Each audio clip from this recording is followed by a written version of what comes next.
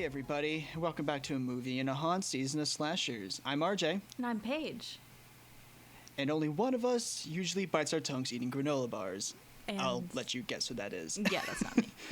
Today we're going to continue our journey through the Friday franchise with Friday the 13th Part 2, released in 1981 and directed by Steve Miller. Fun fact, this came out like almost a year to the day, maybe like a week early after the first one, which is really short amount of time. And impressive. Very impressive. But before we can jump into the movie, Paige, you watched the trailer. Yes. How did you like our counting? It's just another visit from Count Jason from Sesame Street. Count Jason. I think we got to 20-something? 26. 26. That's impressive. Keep adding 13. I think this continues until Part 4. You've got to be kidding me. Well, because Part 4 was supposed to be the end, the original end. So it's like, all right, our last go. It's our encore, baby. Then I have an issue with them basically showing all of the deaths or the beginning of the deaths in these movies because I'm like, what's the point of watching, you know?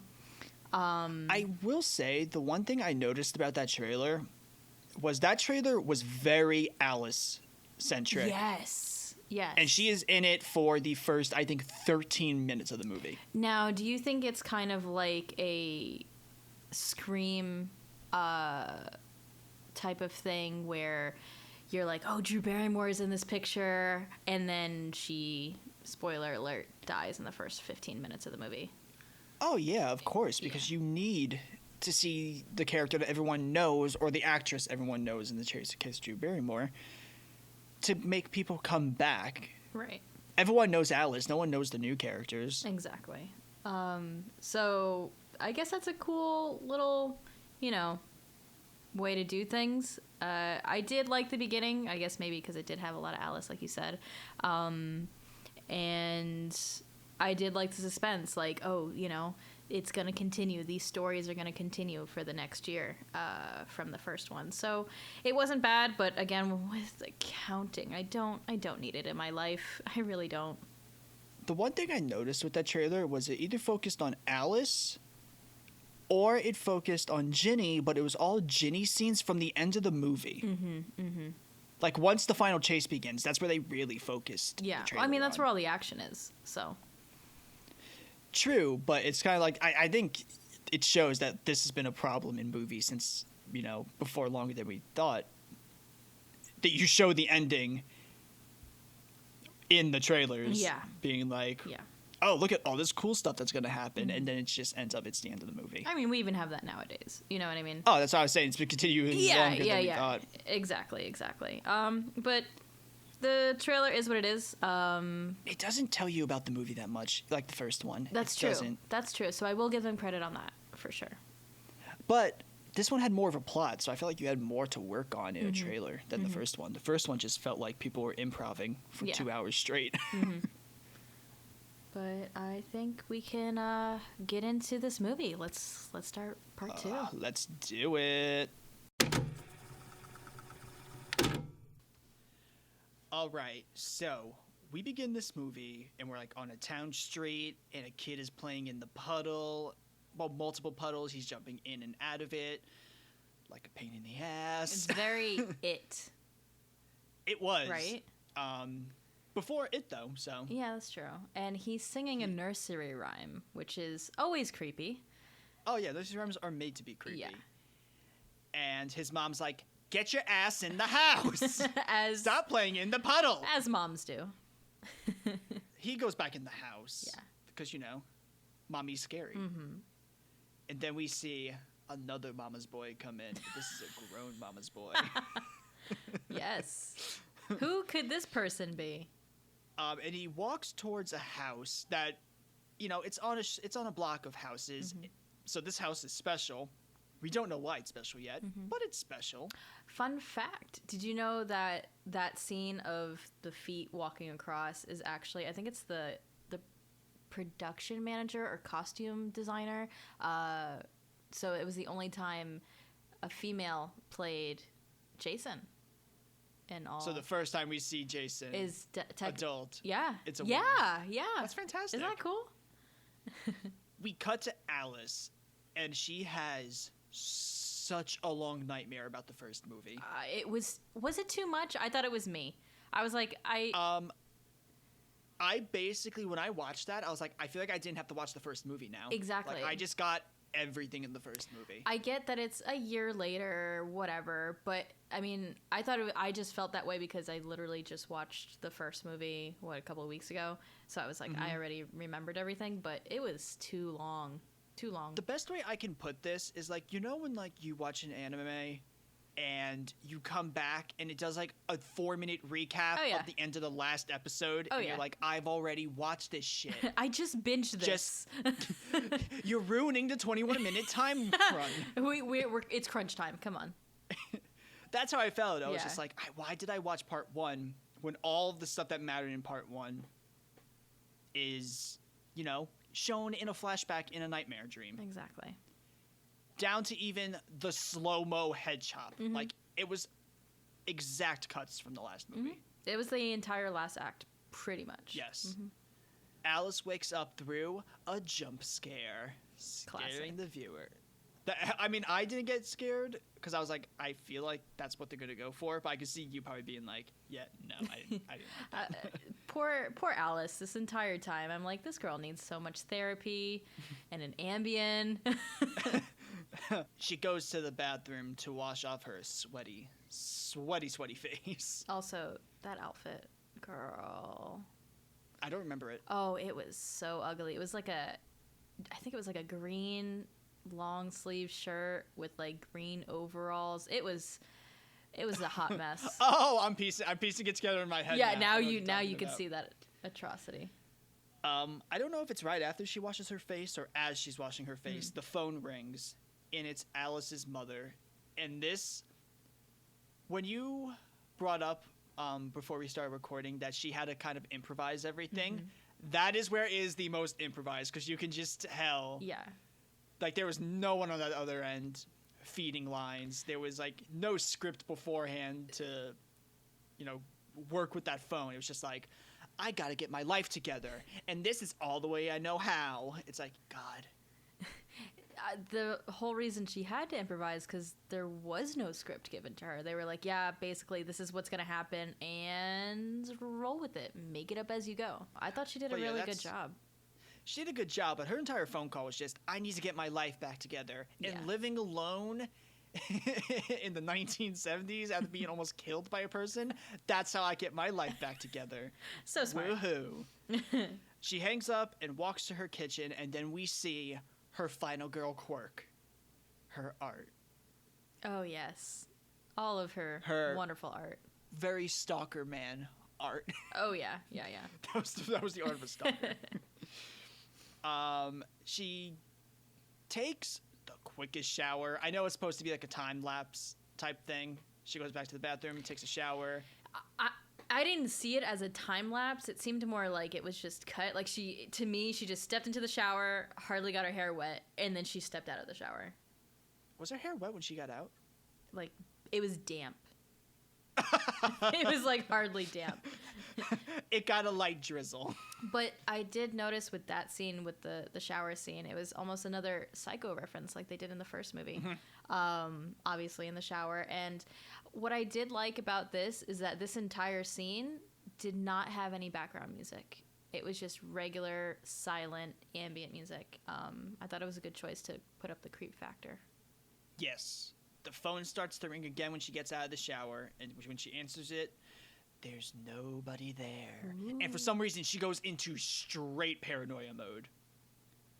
Like, I don't know, when someone's like, I'm fine being alone, and then, like, there's no one on the end of a phone call, maybe you shouldn't be alone if that sends you straight into a paranoia. Yeah, she's dealing with a lot, okay? True, but then go live with your parents. Agreed, yeah. She begins to lock the doors, search the house, and eventually gets to the kitchen. You'll understand why I say kitten in a second. Spoiler alert. Spoiler alert, there's a cat. She hears a sound from outside the window, and she grabs an ice pick. And we get a kitty cat scare. Jump scare by a kitty. That poor cat was completely yeeted through that window by some like person behind that window. It was so obvious, and I was like, "Oh, that poor thing." Alice is like, "Cat, you scared me to death." Funny, haha. Haha. She's like, "I'll get you some food. You hungry?" And then she opens up the fridge, and there's the severed head of Mrs. Voorhees just right in that nice open crevice that the fridge had. Just a nice little placement there. But the prop looked really good. Oh, prop looked great. It looked great. It was slimy and gross looking. It was starting to rot, but I liked it. It was nice. We get a jump scare from behind, and Jason kills her with an ice pick through the head. And there's the end of our final girl from the first movie. Do you know the story about the ice pick on set? No, I do not know that one. Oh, okay. Adrian, throughout that whole scene, it's supposed to be a prop ice pick. For whatever reason, that scene, either it was the prop pick and it wasn't... closing. Like, yeah, and like she actually was getting stabbed in the temple. So that, exactly. That whole, gross. her screaming was actually her pain. So. I get why she didn't want to come back. Yeah, seriously, they really mistreated her. Jason is very nice, though. He takes the teapot off the stove before he leaves the house. That's true. It's a fire hazard. It is. Yeah, very considerate. He likes chaos, but he doesn't like that type of chaos. Of course. Are you kidding me? It's not fair to the neighbors. We get opening credits right after that. Mm-hmm. And I will say this. For 1 second, if you thought Alice was going to survive that, I was like, no. She barely survived an old lady. She's not surviving a straight-up dude. Correct. With an ice pick to her temple. With an ice pick to the temple, and he's, like, probably in his 30s, I'd say. Like, yeah, the way give or take. He was in his 30s. But yeah, we get opening credits, and something I realized, Sean Cunningham's wife is an editor. Yes. Was not an editor, the editor for the movie. Mm-hmm. Which was shocking, because I don't remember seeing his name in the credits. Not that I can recall either. But did you notice that it wasn't crashing glass this time? I did notice that. It was explosions. We upgraded. The budget was increased. Explosions immediately. We cut. This is where I think the second movie is kind of like if the first movie had a plot, and it's because a lot of these shots are verbatim from the first movie. Yeah. So, do you call it a plot if it's shot for shot of your first movie? Is that just recycling? Because there's a reason why they're all there. There's a reason why people went away. There's a reason everything is happening. Okay, that's fair, I guess. The first movie, it was like, oh, look, a pretty dock. Let's film there. There's a lady over there. Sure, let's go with that. We cut to a couple driving in a pickup. What was this like a thing in the 80s? Like everyone had a pickup. I'm guessing. They arrive in town and stop like right next to a gas station. They're like, oh, look, a gas station. And then they do not stop at it. I was like, okay, cool. They're getting gas. Awesome. You're just going to stop in front of it. Okay, that makes sense. And we cut to Crazy Ralph. Ralphie boy. He has definitely aged. He has aged most definitely. It's only been a year of filming time. But he looks like he aged 4.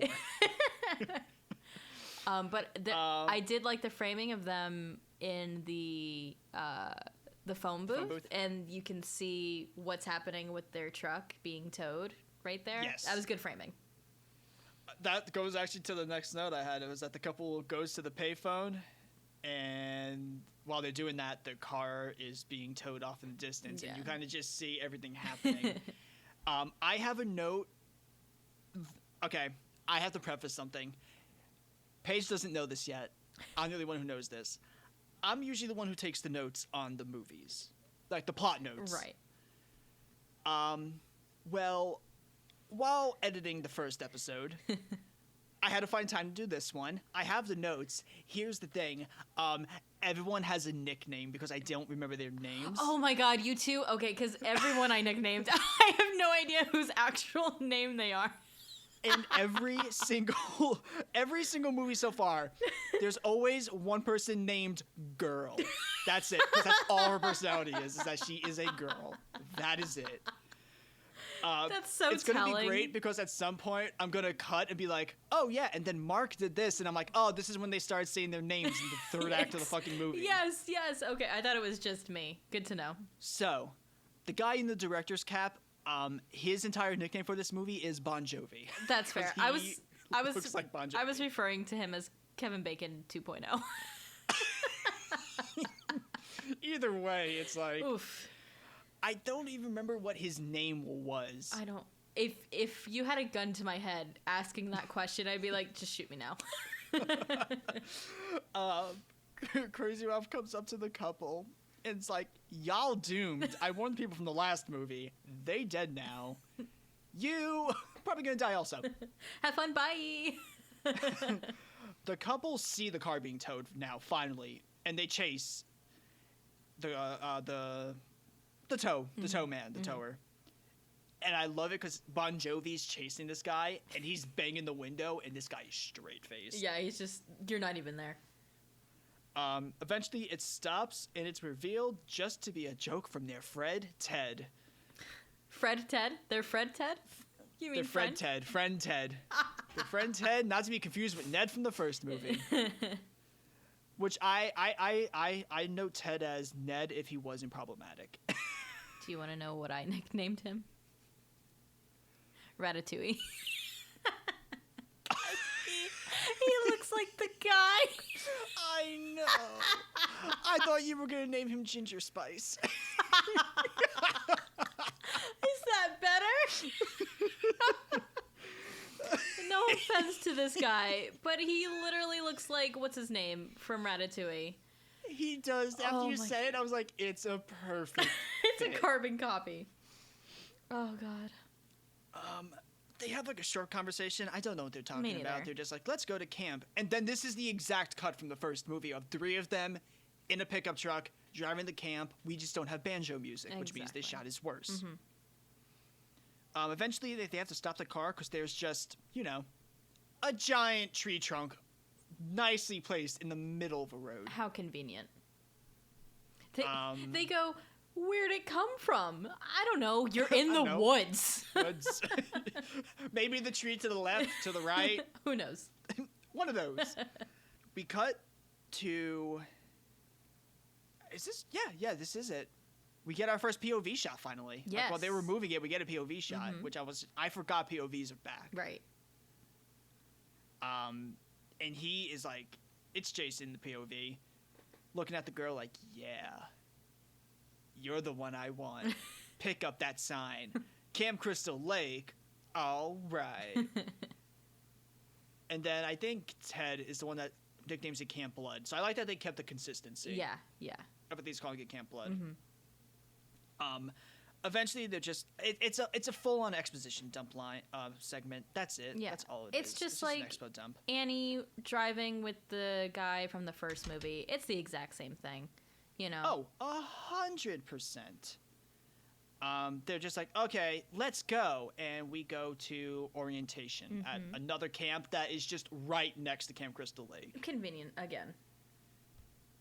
Sure, let's go with that. Convenient.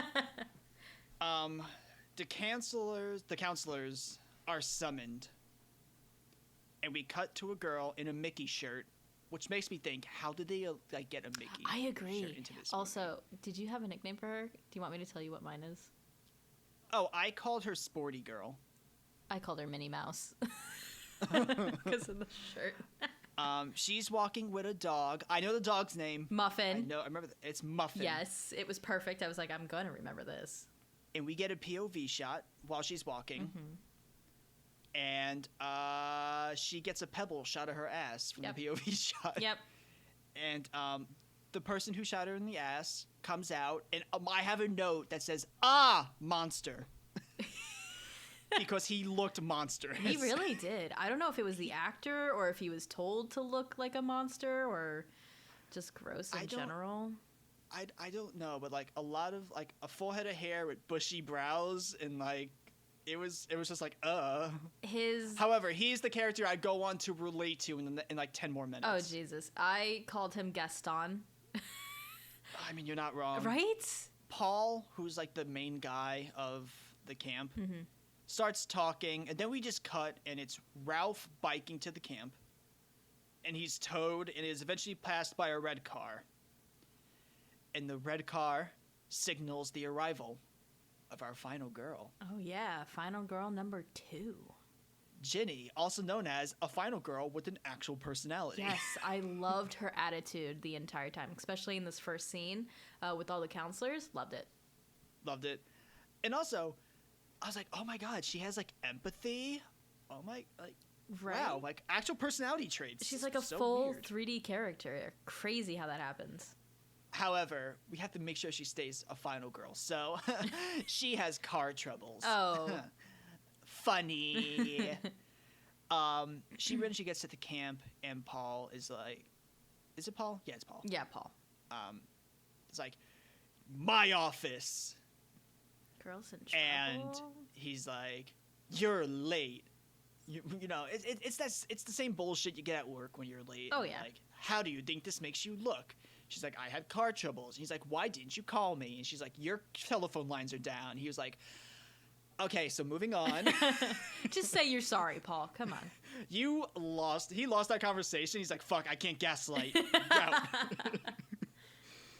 We get some cutesy talk. Yeah. And he's like, okay, I gotta get back to orientation. Move your car. And while she's like, you know, trying to get the car to turn on, there's a line, and it's probably my favorite line of the movie, because I think it's said, and then it's on Ginny's her written in lipstick on her mirror later, and he's just like, it's bear country, so women don't use perfume. I was like, wow, that's so specific. Right? No deodorant, no perfume, smell nasty. Eventually, he goes back to Ginny, and he's like, okay, so I'm going to help you because I know how to fix a car. Because I'm a man. I'm a manly man. And then you find out that she was fucking with him just to get exhaust blown into his face. I was like, I love Ginny so much. This entire segment's like, I like the final girl. Again, I fell in love with her in this entire moment. It was fantastic. We cut to a campfire, and we get another expo dump. Mm-hmm. We had a camp expo dump before. Now we get a Jason expo dump. Yep. Also, I just have a note because they have a wide shot, and it's of all the camps. And I know her name is later on. She's the girl who like wants to get with Mark in the movie. What's her name? I never gave her a name. Maggie or Marcy. It's something that rhymes with Marcy. Okay. Is it in my notes? Oh, well, Vicky. Her name is Vicky. Vicky. Okay. Icky Vicky. She is wearing, in the woods, satin red flats. Is she? She has satin red flats on. Not in practical. the woods. Not practical, girl. Come on. We get a jump scare from Ginger Spice. Ginger Spice. Oh, like, Ratatouille? I'm Jason! So, obviously... Which, like, you know, it's like Ned from the first movie, except Ned was a lot more insensitive. This one... Not too bad. Yeah, I guess. If it's on the bad meter, if Ned was all the way at the end of the bad meter, this is like midway through the bad meter. And he's not as annoying. He's not. The best way I can put Ted as a character is he's quirky. Yeah. Yeah, he's not very, very quirky. He's not there just to be annoying. He's just a, fun, like you said, quirky guy. I didn't mind him, so... He's also skinny ripped. Yes, he is, which is a strange combo.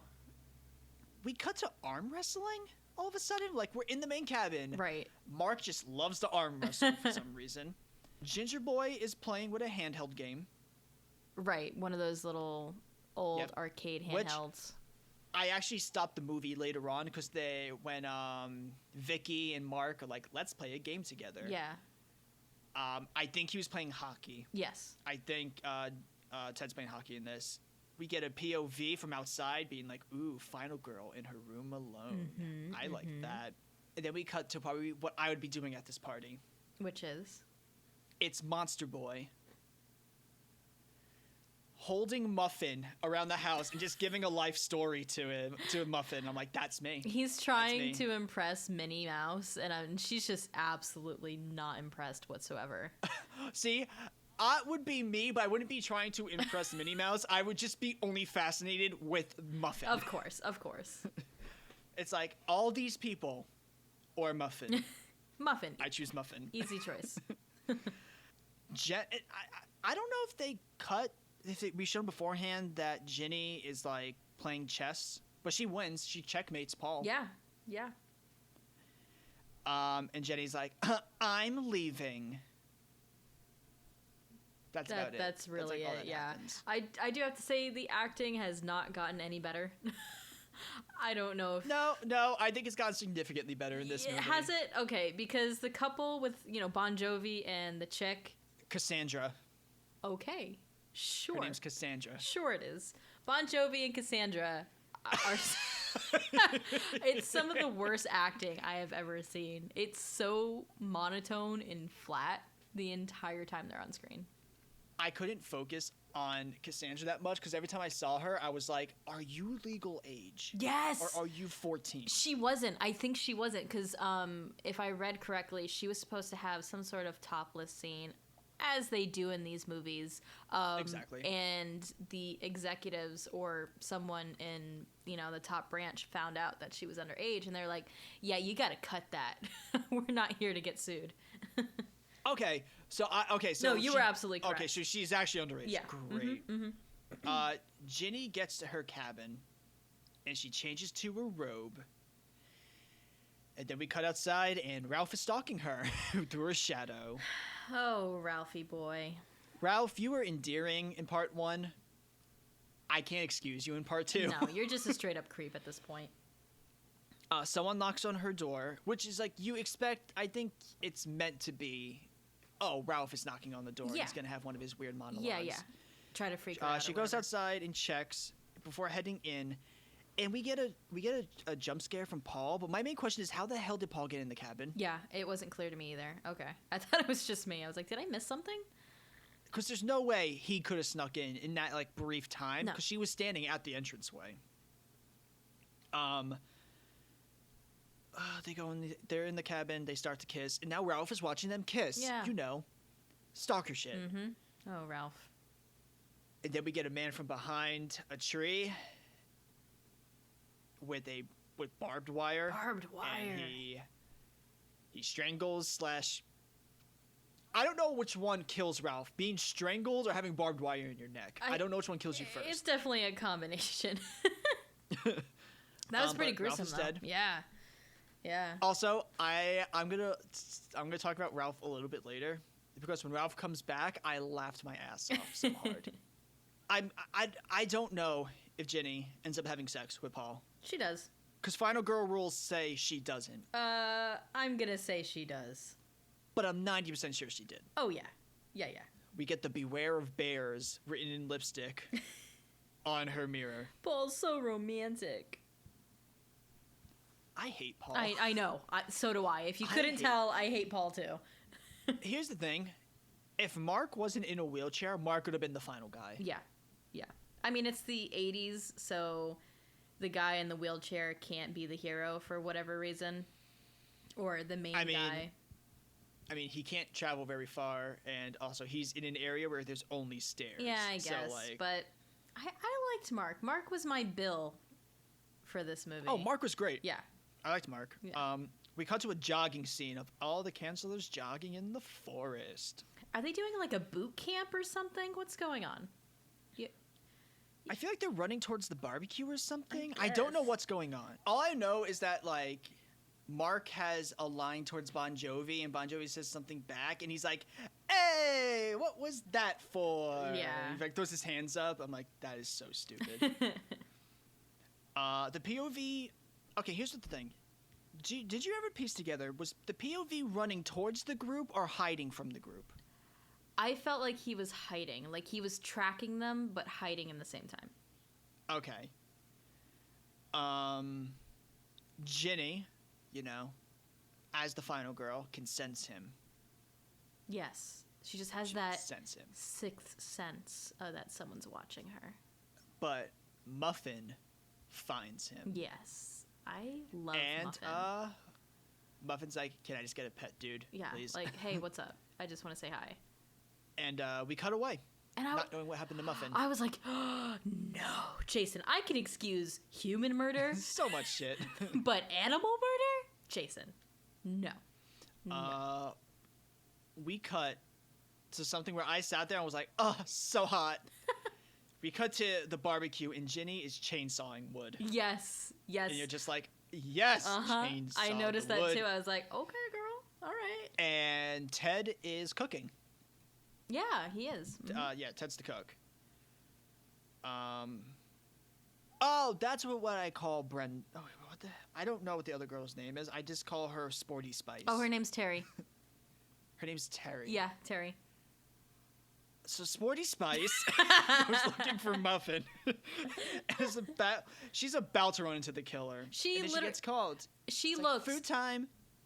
She looks directly at Jason, like eye to eye with the camera, looking right at him. Come on, girl. What's going on? Get those eyes checked. And then we cut, and now Ginny's in the cabin, and she's putting her chainsaw away. And she senses the POV again. She's like, there's someone watching me. I know there is.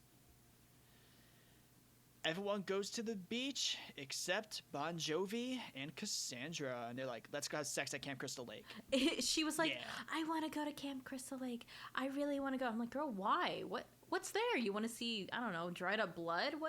What's her fascination? Jeez. I will say, when they walk away and she's like walking into the camera, the first thing I was like, if she's underage, the top they have her in is so loose. Like, it felt like it was going to fall off at any point. I know.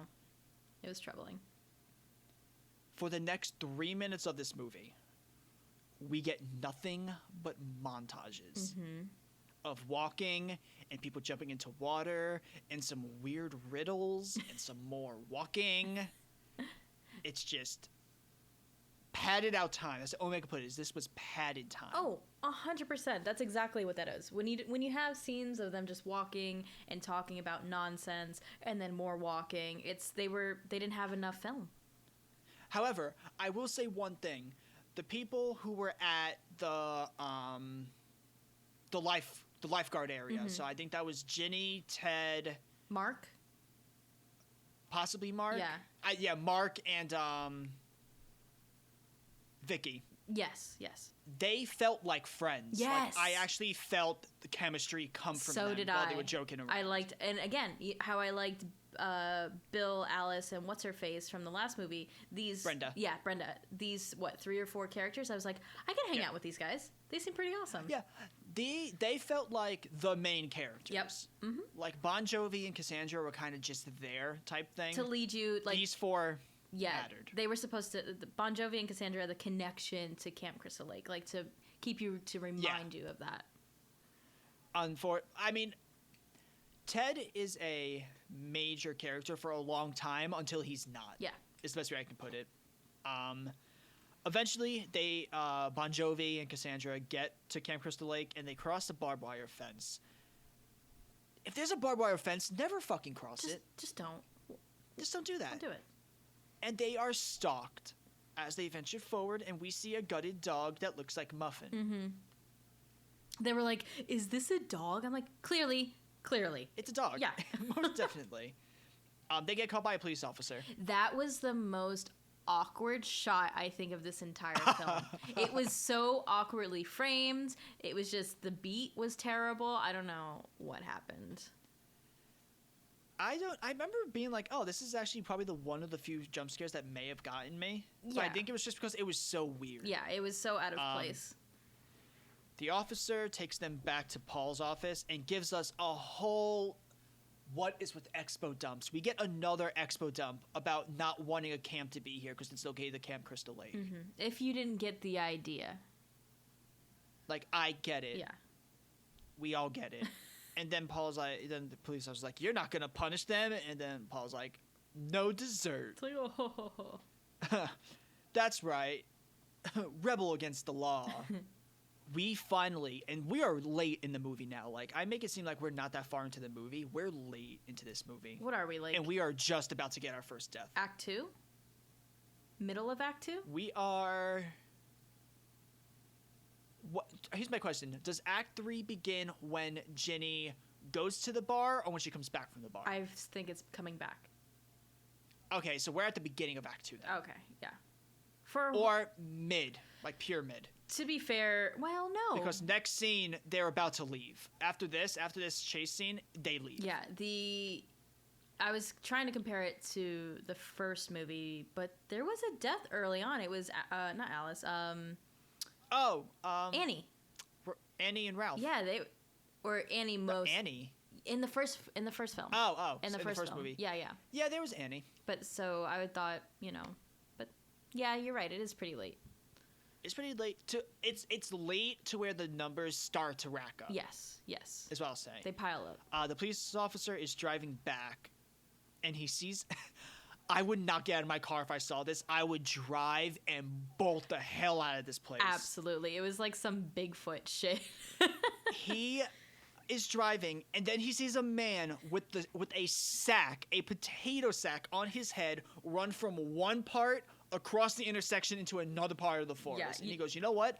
I'm going to chase this man. Yeah, in the middle of the woods, a very unfit cop just going to follow this man through the woods, see what happens. I sat there and I was like, what the hell, dude? If I saw that, I would be so far gone. Also, Jason, like, running full speed through the woods with a burlap sack with hardly any holes for eyes. How is he doing that? He has one hole for his eye. Exactly. One. How is he running so well? I mean, it's not that hard. Have you tried to do running with one eye? One eye? With a sack on my head? No. I'm sorry. Well, that sack was on him tight. Regardless, I was impressed. He gives chase, and while he's giving chase, we get to this point where it's like a rock in a mini puddle, and Jason runs across the puddle, and he runs like across the rocks. Yeah. I was like, oh, maybe this is a callback to later. It's not. Mm-mm. It's just a really weird decision to really focus on how these guys are running. Eventually, we get to a shack in the woods, and it's like a DIY shack. Yeah, The police officer goes inside, and it is nasty in there. He searches everywhere, and is eventually brought to a back room where he sees something that we do not. Yes. And he is killed, probably the most brutal death of this movie. He gets the back of a hammer lodged into his head. It's pretty bad. It throws back to whatever her name was in the bathroom in the first film with the axe to her head. I felt that was more like Mark's death. I can see that. Paul, we cut back to nighttime. Everyone's like, okay, well, camp is about to start soon, so anyone who wants to go to town for one night of fun can. So a bunch of people are like, yeah, let's go. And all the cannon fodder of bodies are the ones who stay behind. Mm-hmm. Now, a bunch of people leave. And Bon Jovi is so nice because if a bunch of people were going to take my fucking car out to town without me, I would have been like, F all of you. And they're all drinking, so God forbid something happens. And it's not Paul or Ginny that's taking it. Mm-hmm. So yeah, everyone starts to leave. We are left with the cannon fodder characters. Like, we have Mark, we have Vicky, we have Cassandra, we have Bon Jovi, we have Sporty Spice, and we have Monster Mash. Yes. Like I said, I don't have names. Everyone has a nickname in this movie. I know exactly who you're talking about every time, too. So, Sporty Spice is like, I'm going to go for a walk and try to find Muffin. As a normal person. Like, I felt like her going out made sense. Yeah. Eventually... Oh, well, false. we see the shadow of Jason start to stalk her. Mm-hmm. Eventually, instead of looking for Muffin, she's like, I'm gonna get naked and swim in this dirty ass lake. Where did that come from? I thought she was looking for her dog, and then she's just like, simple. We need nudity, and other girl was too young to be nude. That's fair. So, yeah. I will say, as someone who was in a little bit in like a lake/canal once, within 4 hours I was deathly sick. So there's no way someone goes in there and is not dying within 3 hours. Yeah, Jason's looking on, being like, that's ooh, it. And then naked lady. That's pretty much this entire scene. It's just a whole naked, Voyager shot. That's it. And now we cut to thirsty time. You mean we weren't thirsty before with that scene? We have 4 people wanting the fuck. Oh, that's what you mean. Yeah. We have 4 people. We have an arm wrestling match. And then Cassandra goes to Bon Jovi, and she's like, don't get too tired. I need him for tonight. And then Bon Jovi's like, oh, rain check. I'm going to go have sex upstairs. Yeah. And then Vicky is like coming on so hard to Mark, and Mark is not taking it. She was so bold. I was very impressed. I was like, damn, girl, go after Mark. I see you. The minute she started talking about fingers, I'm like, yeah, same. I was like, oh. Wow. We are going. We're going from 0 miles an to hour 100. right now, yeah, aren't we? Exactly. That's all this scene is. Basically. It's just we're setting up the couples. Mm-hmm. We cut back to Sporty Spice, and we see someone stealing her clothes. Yeah. And she when she gets out, she says, "Oh, my clothes are gone." And then Monster Mash is like, "I took your clothes. Aren't I so quirky?" Monster Mash, a.k.a. Gaston. Gaston, a.k.a. Ned of this movie. Right. Because that's such a Ned It really thing was, to do. yeah. She chases him, and he eventually gets captured in, like, one of, like, the... Paul's, I guess? Rope trick snare type of thing. Was that done by Jason, or was that done by the camp counselors? I heard Gaston say something about Paul's stupid survival techniques. That's true. So he's like, cut me down. She's like, okay, let me go find something. So she starts to run away.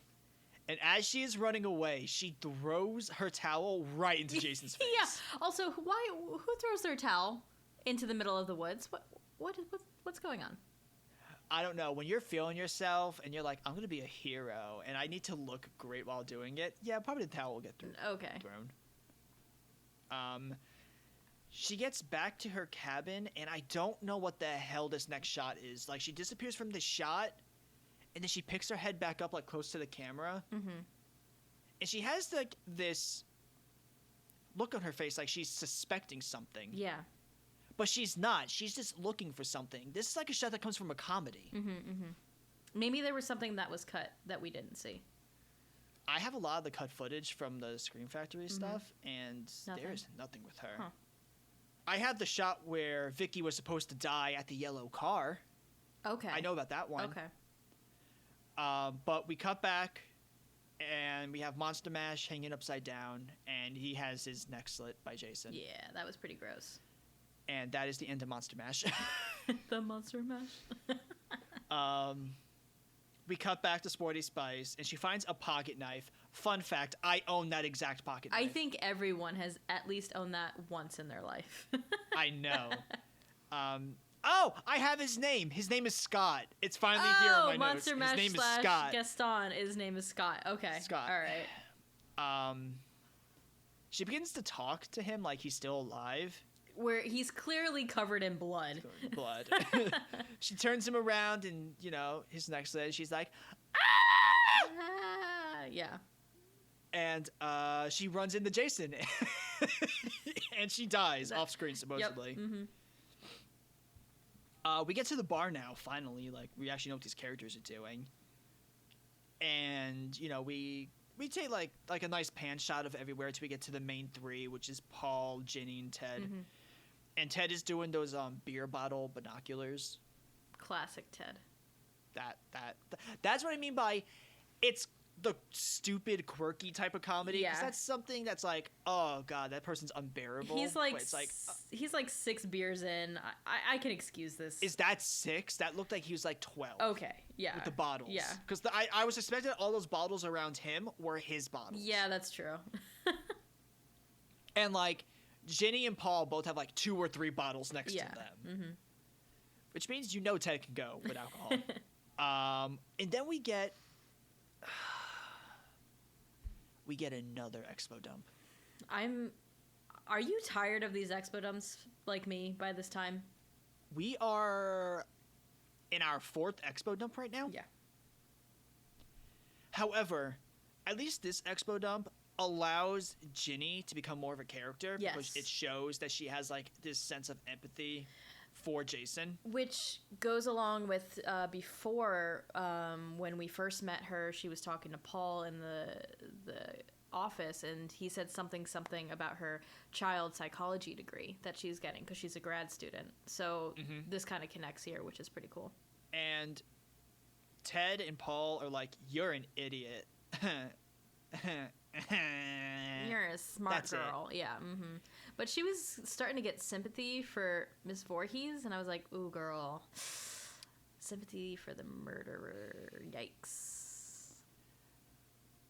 I do think there's that sympathy in the sense of,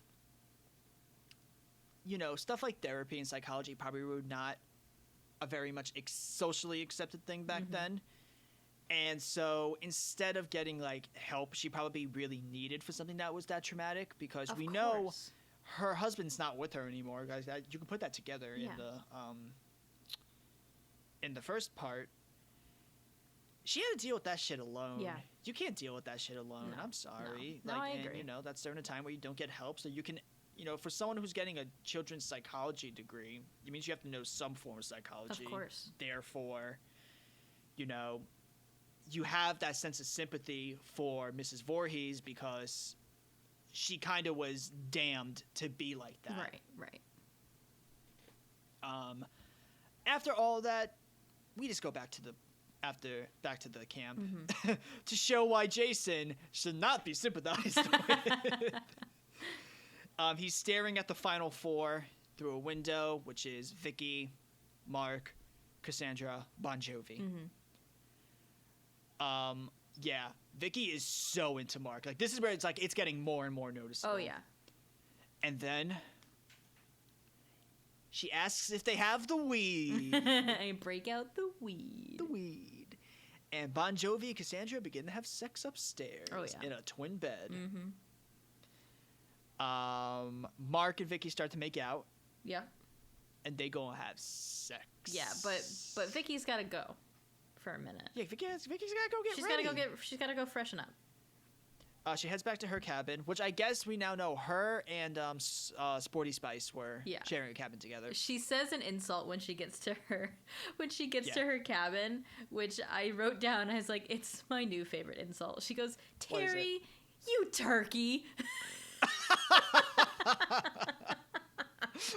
Like, what? Okay. What the fuck is that?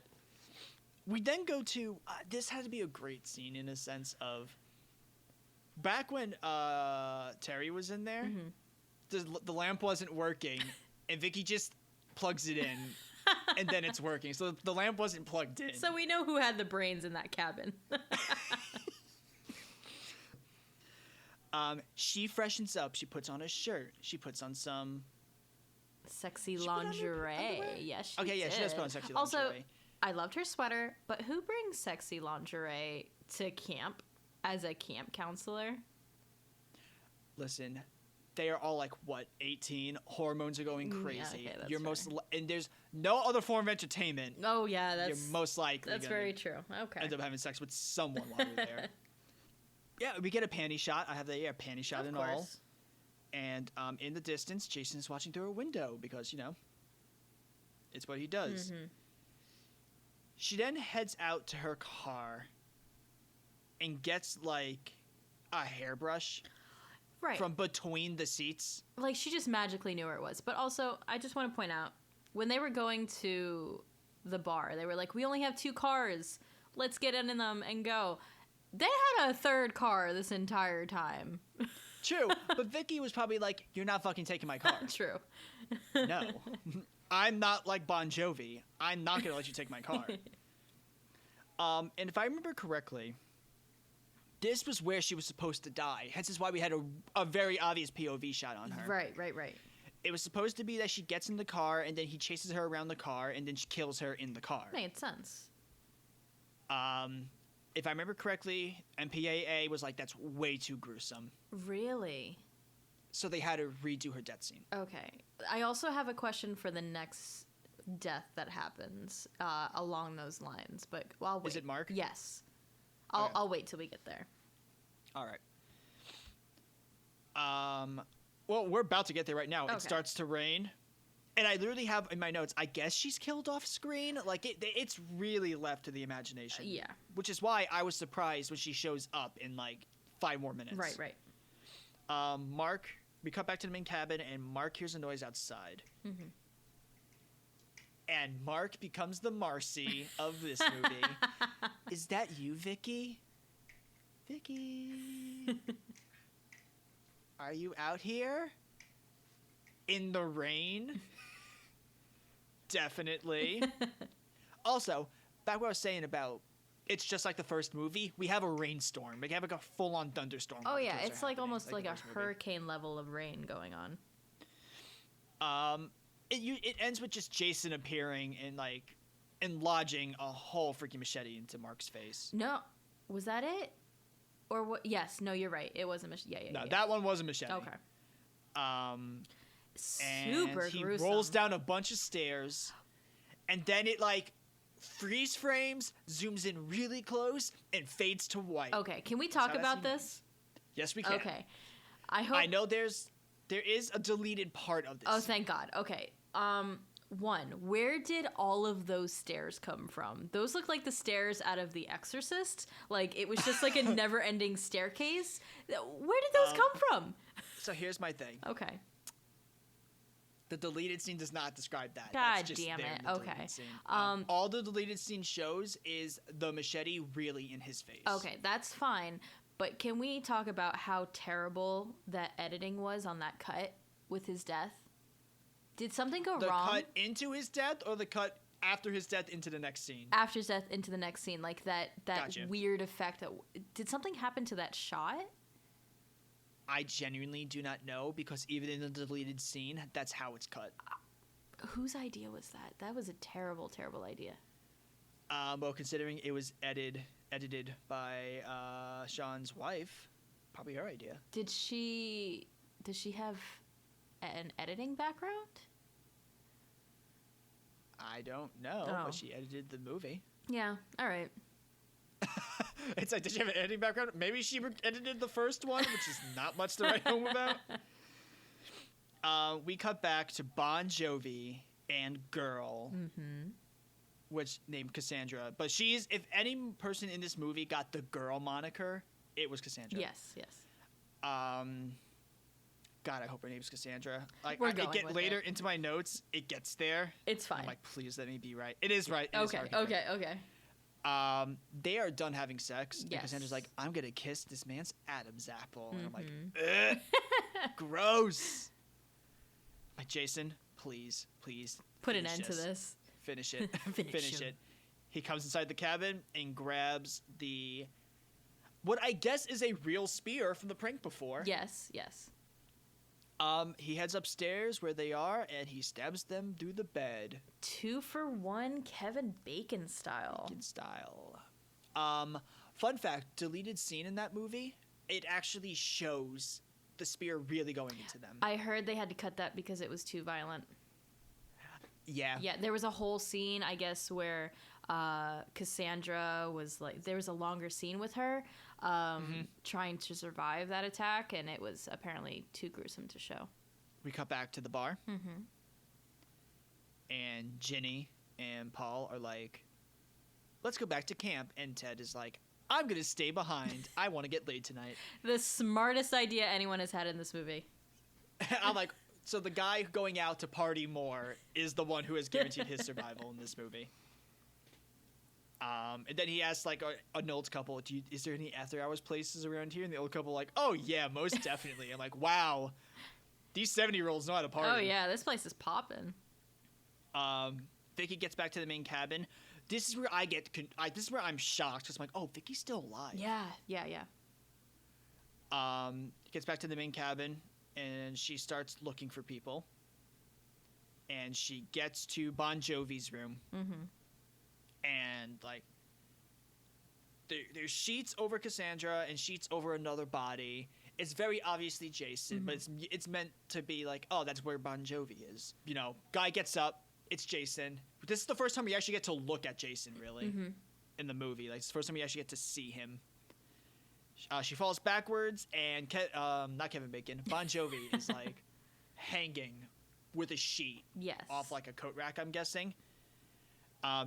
Jason corners Vicky and just stabs her in the gut. Yeah, the death for Bon, or at least the staging for Bon Jovi was like Bill from the first movie. So there's a lot of callbacks to the first minus the arrows. Exactly. Lamest death goes to Vicky.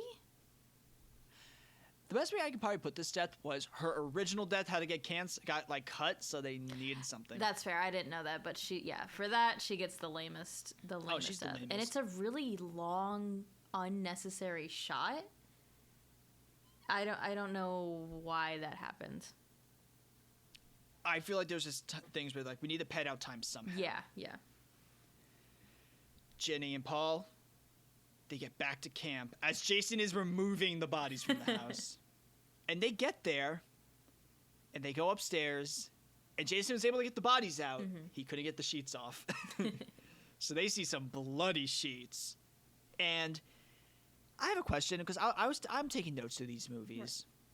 Right. And I have to take notes on the plot. I don't like to really pause, because that adds a whole lot to watch time. Does the power get cut? That like is shown to the viewer, that it doesn't get cut to where we see it, or is it just magically cut when you start going down the stairs? To me, it seemed like it was magically cut. I could have missed something, but it seemed like it came out of nowhere. I felt like I was going crazy because I'm like, oh, the power's off now? Yeah. It could be due to the rainstorm. I'll give it that. True, but they don't show anything of the power going out. The power's just kind of out. I hate this next scene so much. Same. Because, They start exploring the cabin. Yeah. And Jenny's like, there's someone in the room. And then magically Jason fucking appears. Again, her with her sixth sense. And then she's like, Paul, there's someone in the room behind you. And Paul's like, huh? What? Who that? I got tackled. This was so lame.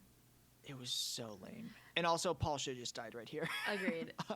I was like, oh, thank God, Paul's dead. And she's just there standing and staring at it the whole time, saying, Paul, why do the main girls in these movies, at least with these two movies, get dumb towards the end of the movie?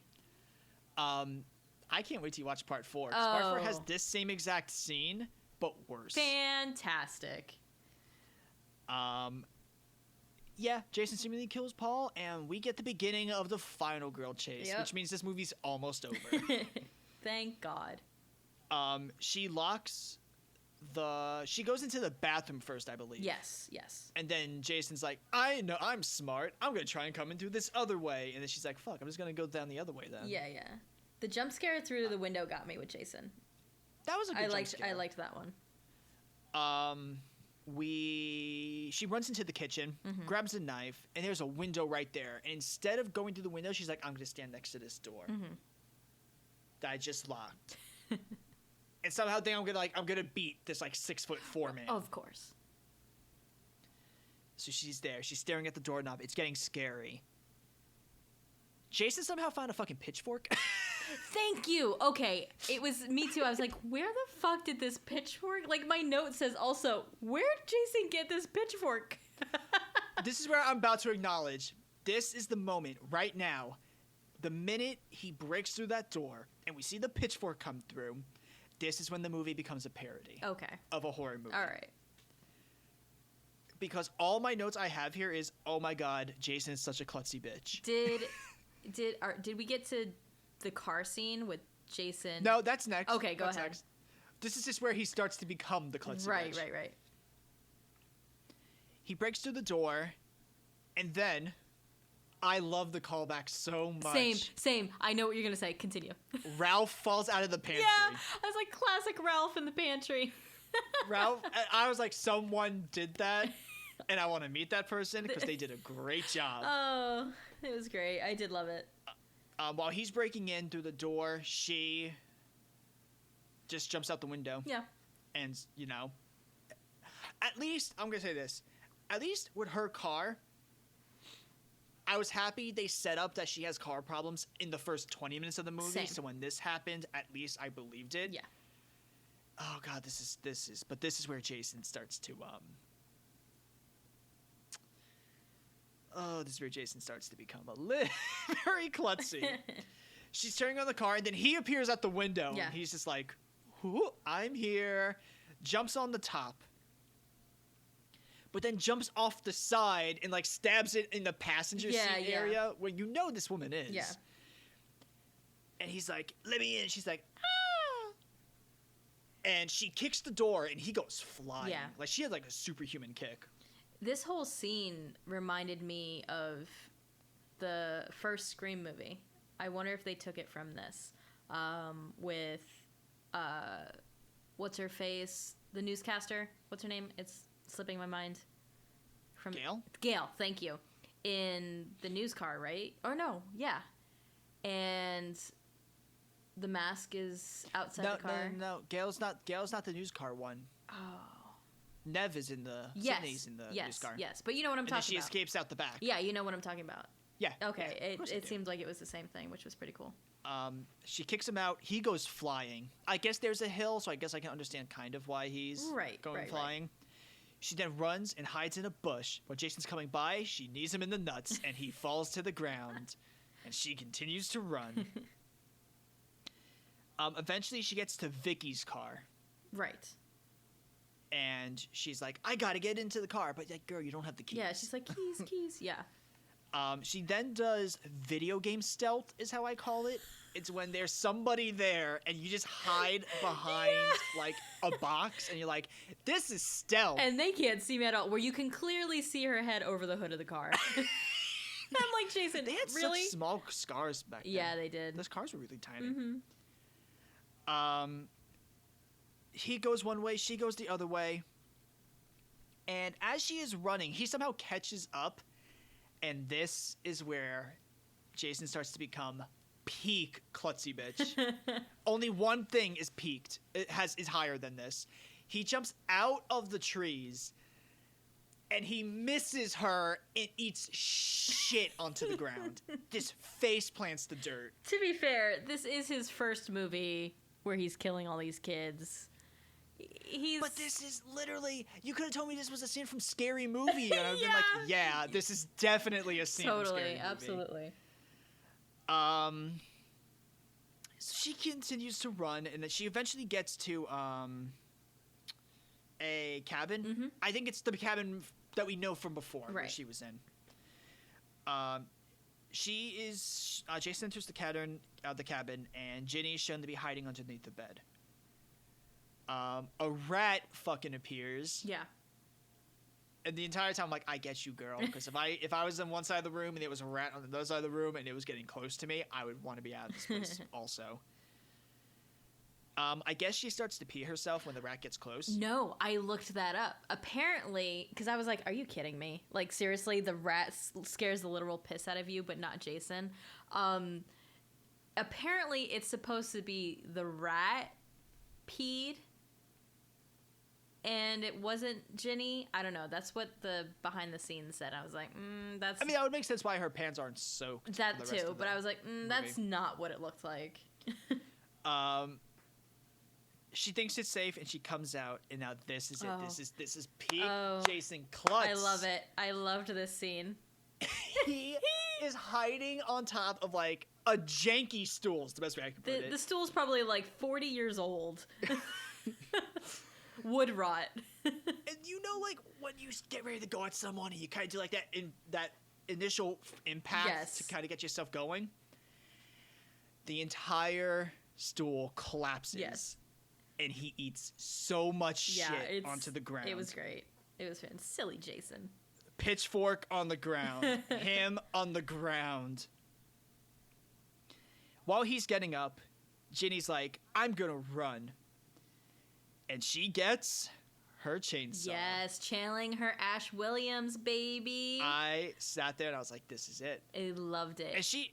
And Jason, this goes back to where I feel like what Jason would eventually become and what he was originally meant to be are two different things.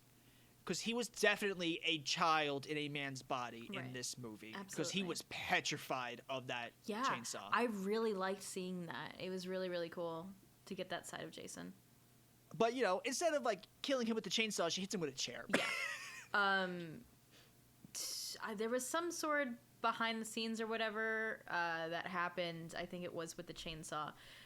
When he fell, and then I think Ginny fell on top of him or whatever with the chainsaw or whatever happened, the guy who was playing Jason almost got his finger sliced off in that scene. Oh, yeah. So they had to stop, and he had to go to the hospital and everything. It was pretty crazy. But the whole chainsaw thing in like a horror movie, just call back to Ash Williams. Fun fact: Evil Dead came out the same year as Friday Part 2. I thought that was. I was thinking of Texas Chainsaw. Really? Okay, that's fair, but. She kind of gives me Final Girl from Texas Chainsaw vibes. Okay, Jenny. that's fair. I could totally see that. She leaves the cabin, begins to run away, and she eventually makes her way to Jason's cabin. Mm-hmm. Now, what happens next is the best shot of this entire movie. She's in the cabin, and she's looking around, and then you see on the camera, in the hole in the door, Jason's running in from the woods. Mm-hmm. So you see her looking on one side of this camera. You see Jason coming, and then eventually she sees Jason coming. She's like, oh, shit, and just bolts. Yeah.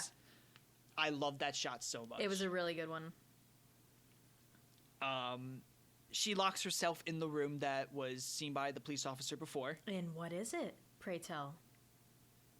It is a body room. Mm-hmm. Well, I'm pretty sure the skeleton is Alice. Really? I'm pretty sure that's probably Alice's body. Okay. All right. Because the time it was supposed to be a relatively, I think it was like a 3-year time jump between Alice dying and this movie happening. Okay, then that would kind of line up. All right. So, I'm pretty sure that's her body. We see Sporty Spice. We see Monster Mash. We see... I can't get over the some nicknames. other bodies. And in the middle, we have Mrs. Voorhees, just her head. Yes, the mommy shrine. And Jason's like, I gotta break in. Mm-hmm. Mummy's on the other side. Mummy. Ginny decides, I'm gonna put on Mrs. Voorhees' sweater. This was such a good call. I really liked this idea. This is where they set her up as child psychologist. Yes, I was like, put that degree to use. Let's go. They are actually going through with this character trait they gave her at the beginning of the movie. They gave her a trait. It's fantastic. Compared to the first movie where no one had character. Oh, exactly. She makes her hair look like Mrs. Voorhees, and she is talking to Jason, and you know, Jason's flashing in and out of seeing her and seeing hallucinations of his mom, Miss Betsy Palmer. Mm-hmm. She's back. Yes, reprising this little role of hers. As a hallucination, which like she was probably shot in a black room. They're like, "Can you just come for like 4 hours? Yeah, please? real quick. We'll pay you your salary from the last movie. We just need you for like an hour." And Jason comes towards Ginny, and like he starts to do something, and then Ginny yells at him, and he just cowers. Yeah, because he's seeing his mom. Yeah. Mm-hmm. She prepares to attack him with the machete, but as she's moving.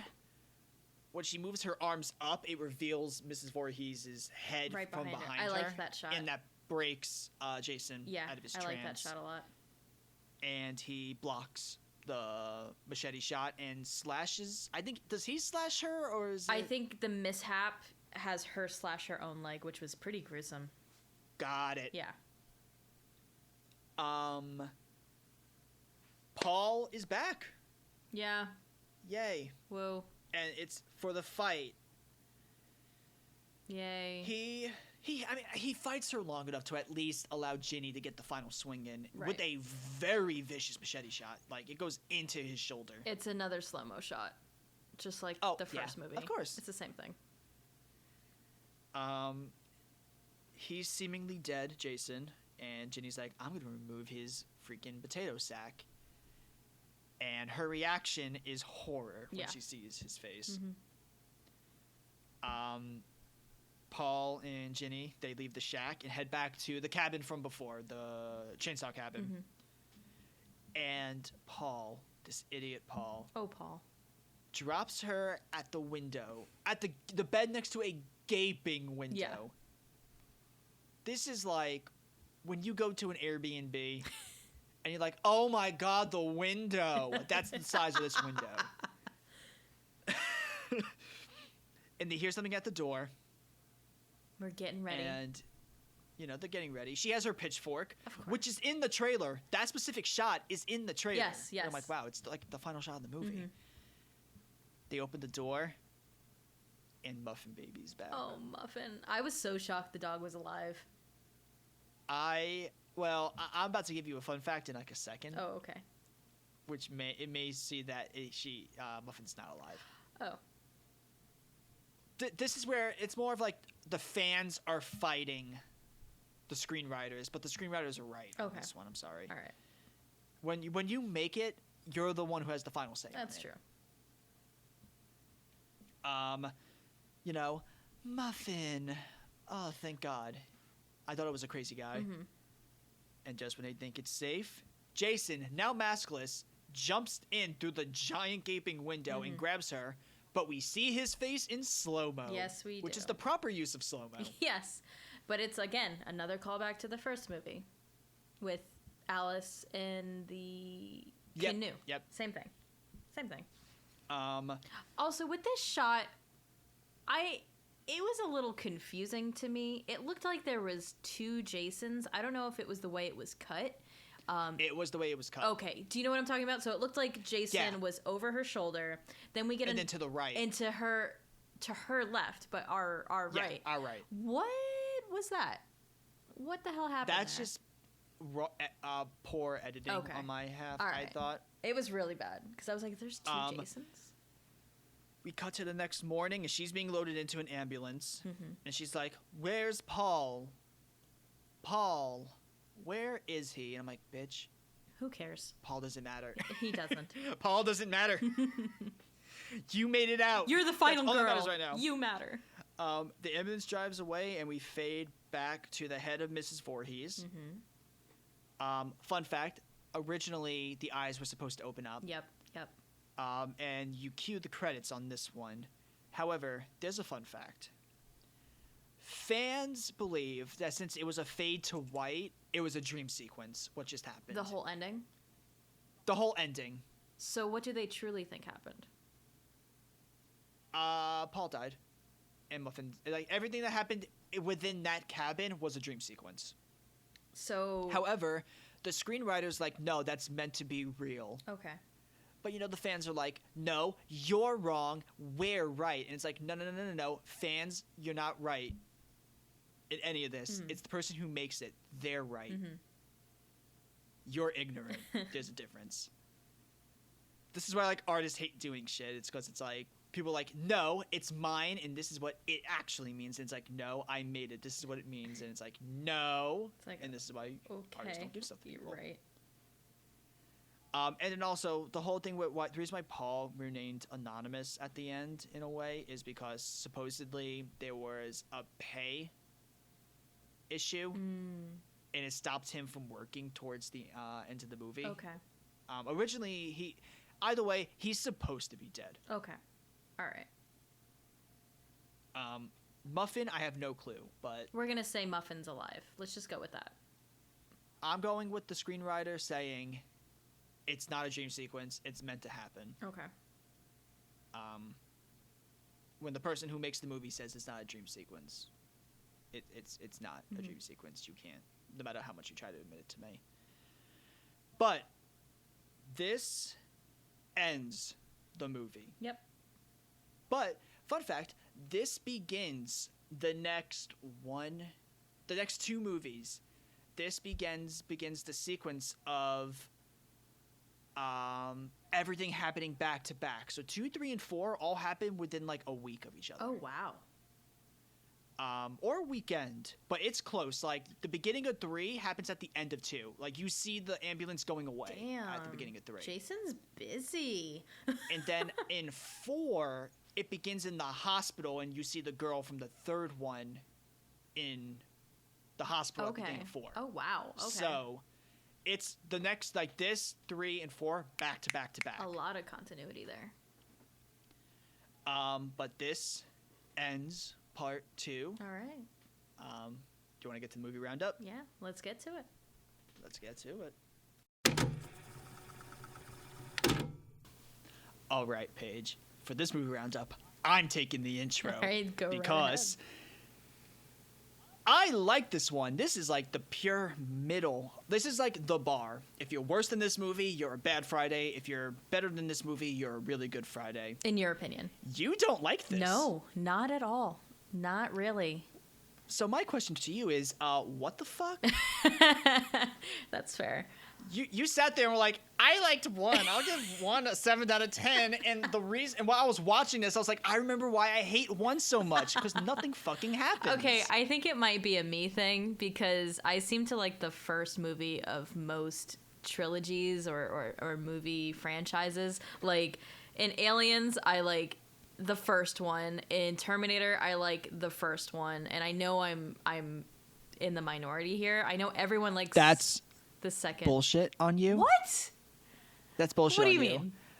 Because I heard you fucking dying of thirst during Terminator Genesis. You mean Dark Fate or whatever it's called? Dark Fate, no, yeah, not sorry, Genesis. Dark Fate. No. I heard you dying. Thirst and enjoying movie quality are two different things. Okay. But even then, I feel like you like 2 more because you're like, oh, Sarah Connor. It's always Sarah Connor. But no, Connor. for story and the simplicity, I like Alien and I like Terminator. But see, for movies like Nightmare, I get why you like the first one first, because like Nightmare is technically the scariest of them all. Right. Scream 1, I get why you like Scream 1 the most. Yeah. I don't know. Texas Chainsaw, I definitely get that one. I definitely get that one. I still think 2's the best, but I get why you like 1. I completely understand that. I don't know. So for this one, it was clear they had a bigger budget because of how successful the first one was. They had a bigger cast, so like more people in the film, which was, more money. There was better lighting. The sets looked a lot better. The camera quality. They had a script. Yeah, they finally had a script, arguably. To me, there wasn't much put into that script. It felt like they took what was successful in the first one, which were most of the same exact deaths or in those lines. It just, in the vein. Yeah. It felt like the same formula. I don't know. It wasn't as enjoyable. I liked Ginny more than Alice because of more character they gave to her. But see, that wasn't just Ginny, though. Every character in this movie was a version of a character from the first movie if they had a character. Yeah. I don't know. There were also some questionable editing choices clearly in this movie. Okay, so here's my question. Yeah. Questionable editing choices. And yet, like in the first movie, we have a cop eating shit. Or like barely eating, like about to eat shit. We have random fucking like cuts of people. Like anytime someone would drive away in the first movie, it was like an awful editing. Camera work was way worse in the first movie. I'm not saying the first movie's great by any means, because it's not. I did give it like a 7 out of 10 because it was the only one I've seen. Yes. It was just. Does number 1 change? Does number 1 change at least in the rating of a out of 10? Yeah, it's probably down to like a 5, maybe a 6. Good. This one, Good. I gave a 4 out of 10. It's not terrible, but it's not great. You just sat there and just went, this movie's better in every way. It's a 4. I don't You just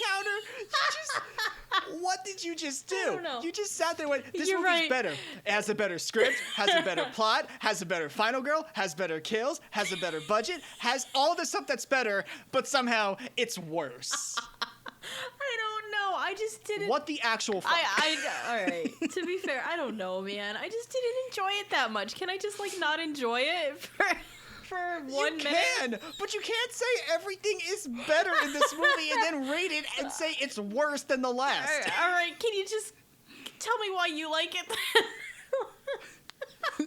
I'm not leaving you No, on this. please. You can't be like, number 4. Number 1 gets 6 out of 10. It's worse. It's so much worse. Out of quality, it's a 6 out of 10. Number 2, it's so much better at everything, but it's a 4 out of 10 because it's made worse. What?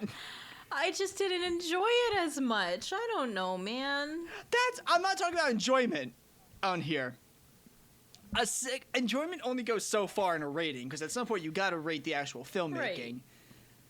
Filmmaking wise, number 1 is like a 3 out of 10. It's all because of money. They had no money for the first film, and they had all the money in the second. So the quality, True. the quality and this is one's higher. at least a 6 out of 10. The quality in the Quality film higher. is higher. I just didn't enjoy it as much.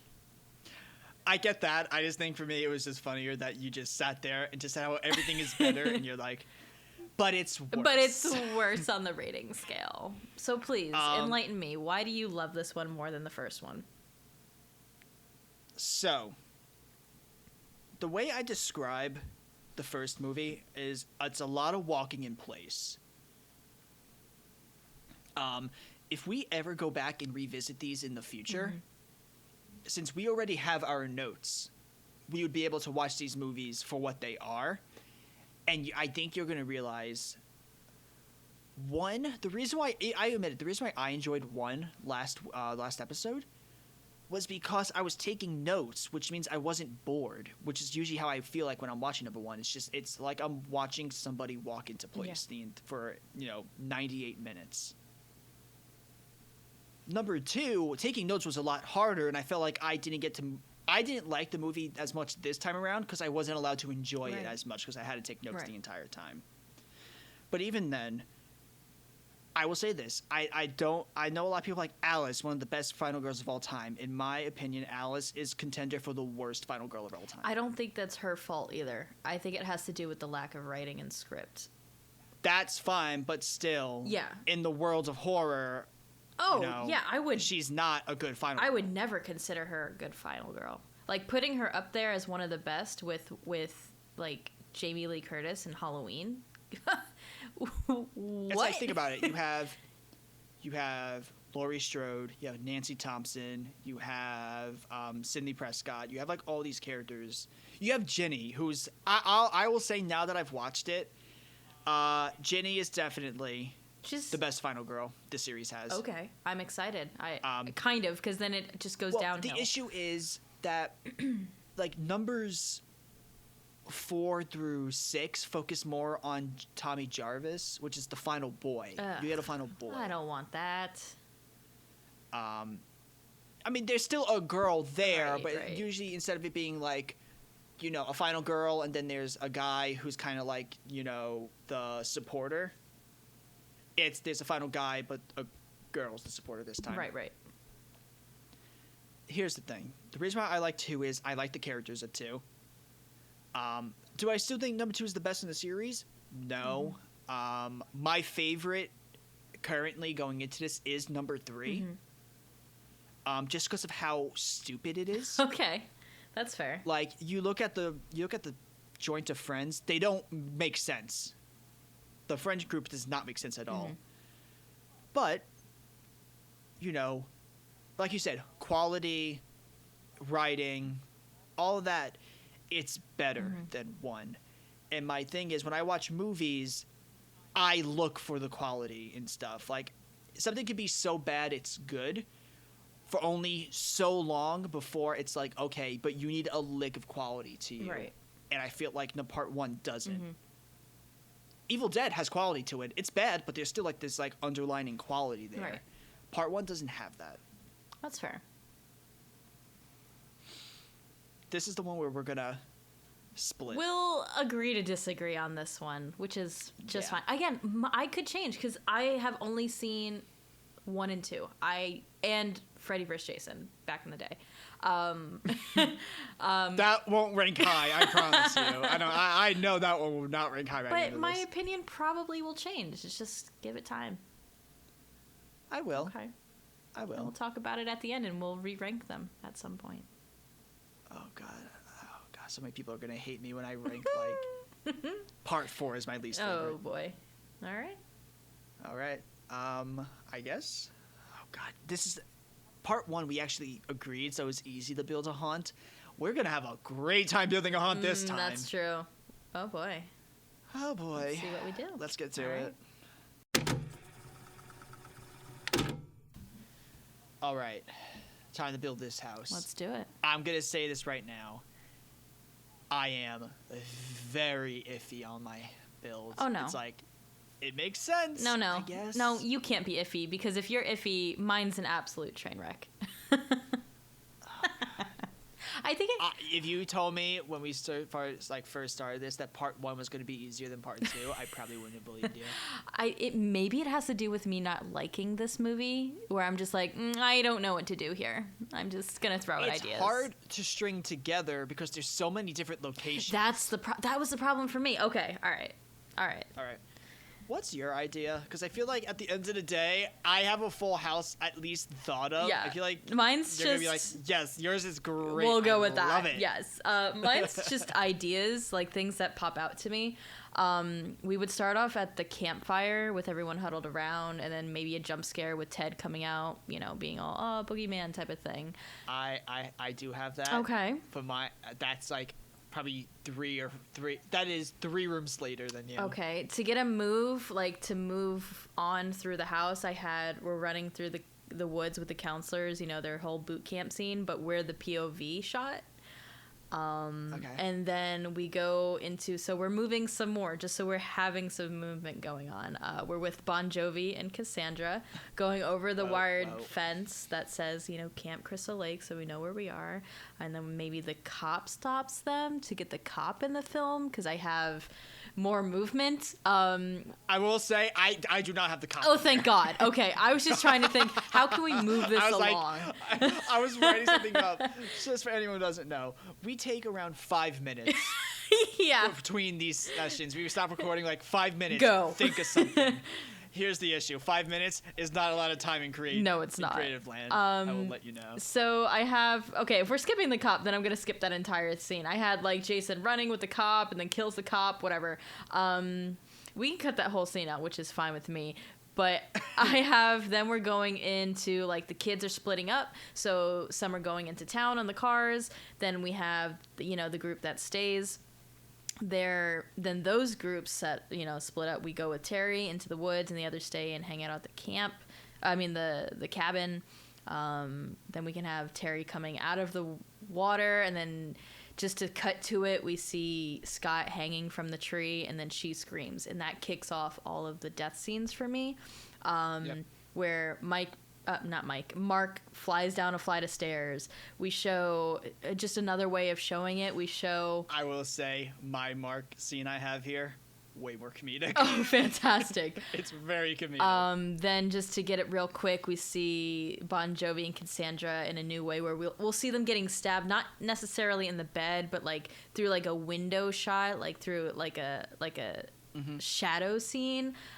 Ginny and Paul come back. Here's my question. Yeah. They're on the 2nd floor. I don't know how this works. I'm just throwing ideas out. I don't have the logistics here, okay? Ginny and Paul get back. Then it goes into a Paul-Jason fight scene or whatever. Then there's the Ginny chase. We see her hit him with You are so much nicer to Paul than I am. Am I? I have no Paul. Oh, thank God. We have her hitting him with the chainsaw because I love to see that. Then we have her as Mrs. Voorhees with Jason in the shrine, and we hear Miss Voorhees and Ginny's voice at the same time saying different things. And then I lost it from there. I had no ideas after that how to end it. All right. The good thing is I do have an ending. Oh, thank God. I actually have a Okay. definitive All right. ending. So That was the first thing I thought of. take it from the top. So, here's the thing. Yeah. You forgot about the facade. The what? The facade. What do you mean? The facade in a haunted house is the thing you go into that transports you from your world to their Oh, world. okay. Then what do you got? Like how in our last build, it was the outside of Camp Crystal Lake and then going into the cabin. That entire room was the kind of the facade area. Gotcha. Okay. So, I had a hard time thinking of the facade. I thought, okay, well, do we start with the start of the movie? Do we just facade into Alice's house? I was thinking about Alice, and I was like, how do we incorporate that? So, Well, number one, the first room I have is Alice. oh, perfect. I'm glad you have her in yours. However, my room, like, I just have, my only word is Alice. Just straight up. I'm thinking what I'd probably do is you would go in through the hallway. Okay. Do we hear the phone? No. Okay. Because everything I have is very much post-death. Okay. All right. You're very, like, in the gritty of the death. Yeah. I'm very, like, watching what happens and then Jason focusing on you. Okay. Ooh, okay. So I'm more of like a third person aspect. You got the first person Yes. aspect. Love it. All right, go ahead. Exactly. So I was thinking we would be going through the house. We would see Alice dead on the ground with the Ice pick.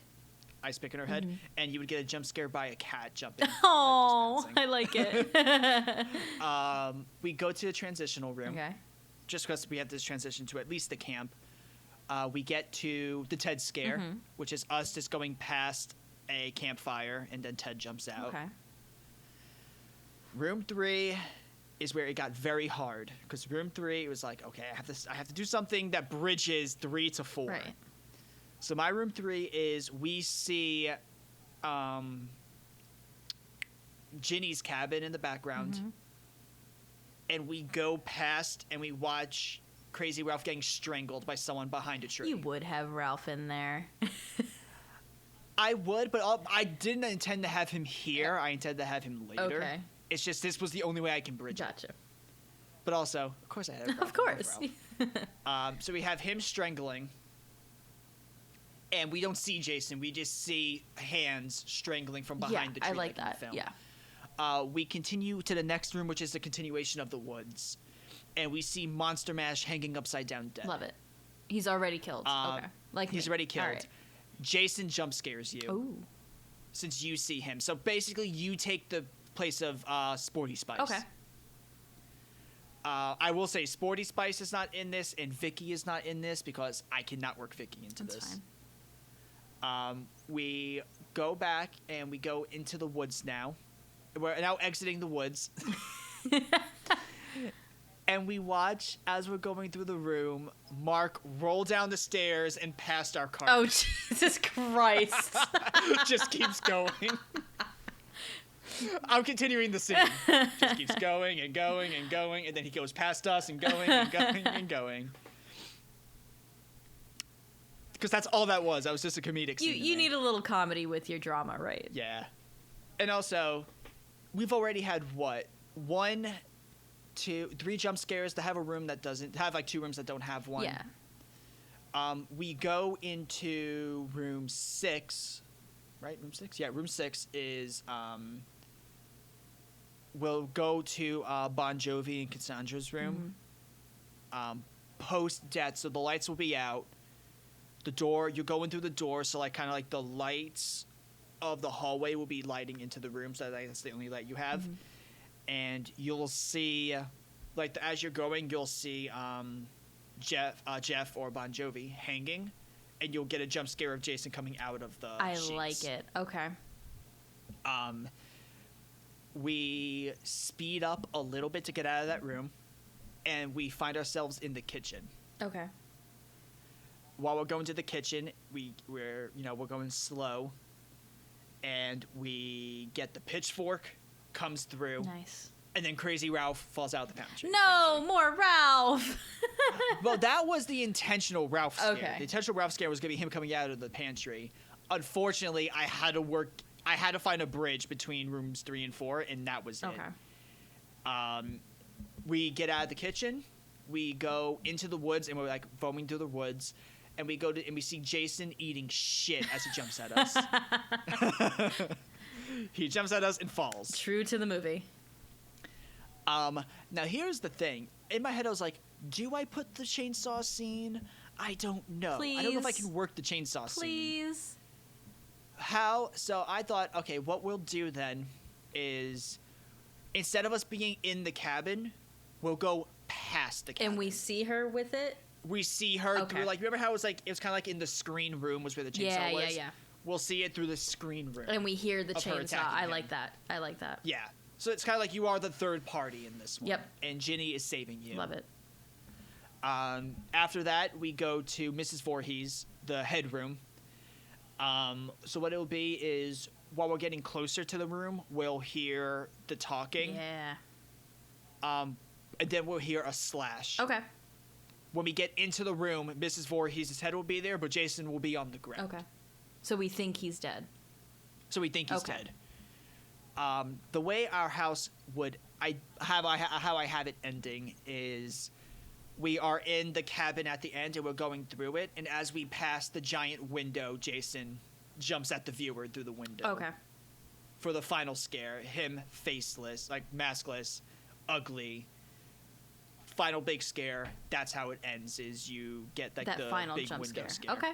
Yeah. I like it. And then that would end the Friday 2 house. I like it. I think our ideas, again, were actually pretty similar. You just We're very similar. It's just the way I'm starting to see it is we have similar ideas. It's our placement of them. right, differ. right. But we're in the same realm, which is pretty cool. Yes. Yeah.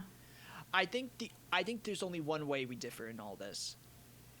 You want to experience the movie, like how you said before. You want to experience it in third party. I want to experience it as if you're part of it. Yeah.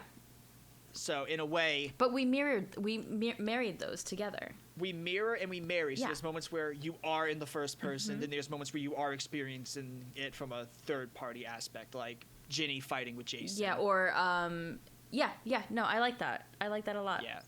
And then the moments where you're experiencing it in first person is when Jason is literally coming after you, the viewer. Right.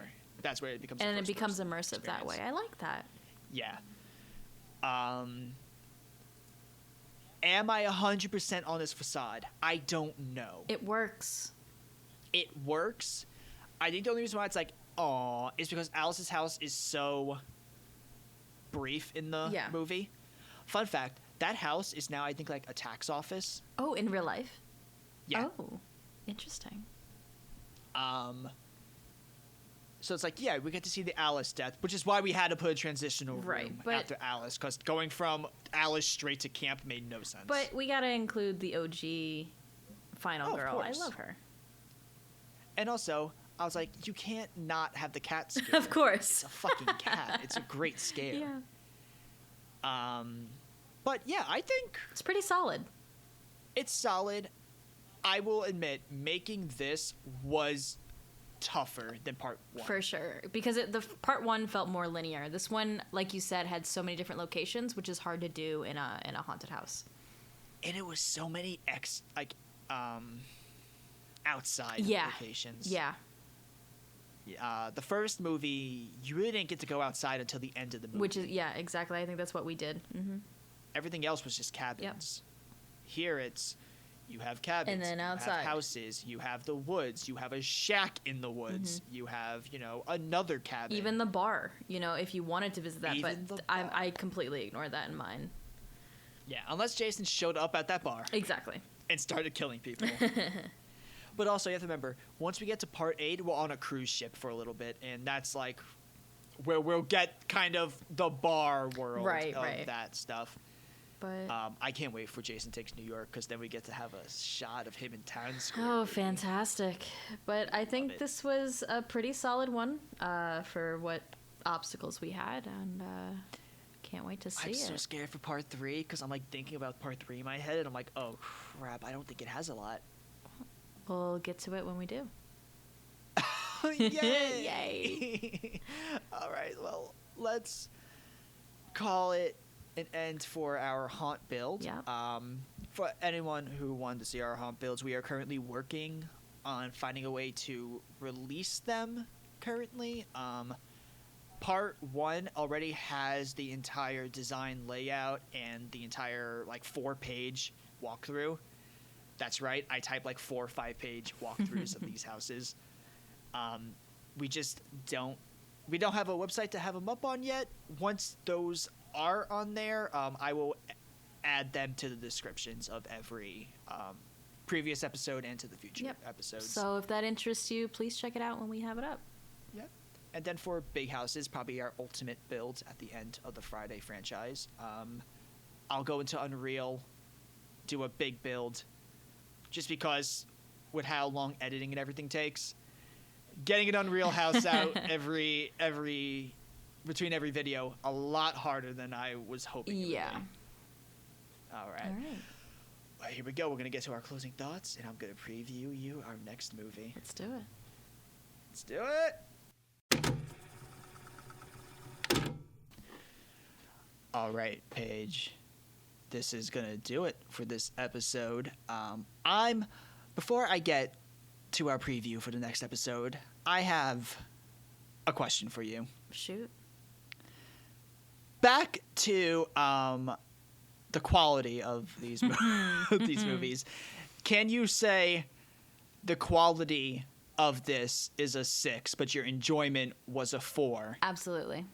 Just like the quality of part 1 is a 3, and but your enjoyment was a 7. Yes. If there's a way to describe my feelings of these two movies, you did it perfectly. All right. Yeah. Glad we worked that out before the end of this episode.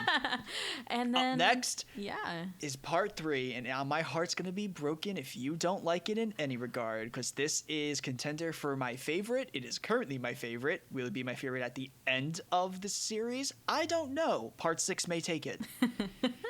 Part 3 was released on August 13th, 1982. So we got over a year on this next one. I bet you any amount of money that was a Friday the 13th. Probably. And our synopsis is the third installment in the Friday series picks up on the day after the carnage with the homicidal maniac Jason Voorhees. So this is the day after, too. Stealing clothes and killing a local store owner. Meanwhile, Chris and her sometimes boyfriend Rick are hosting a group of teenage friends at Chris's lake house. Despite a run-in with a local biker gang, they enjoy an amiable weekend together. That is, until Jason begins knocking off kids and bikers alike. All right. It is very much kind of like the slow pace of the first movie, and kind of how everything is locked to one location like the first movie, but the quality of the second movie and the third movie is where we get the mask finally. So it sounds like the best of both worlds. I'm really looking forward to it. The best way I can put part 3 going into this is, the way I look at part 3 is it's the best quote unquote original Jason, and then part 6 is where he becomes like a supernatural monster boy. And I think part 6 is the best version of supernatural monster boy. Okay. But I'm excited for you to watch this. I am excited as well. But I'm also scared, because if you don't like it, I'm gonna be feeling some stuff. We might have to cut this podcast short. We may be canceled 3 episodes in. Who knows? But that is gonna do us for this episode. This episode definitely went longer than number 1. But it was a great time. We hope you had a great time with us. We really do. And we'll see you next time. Bye. Bye.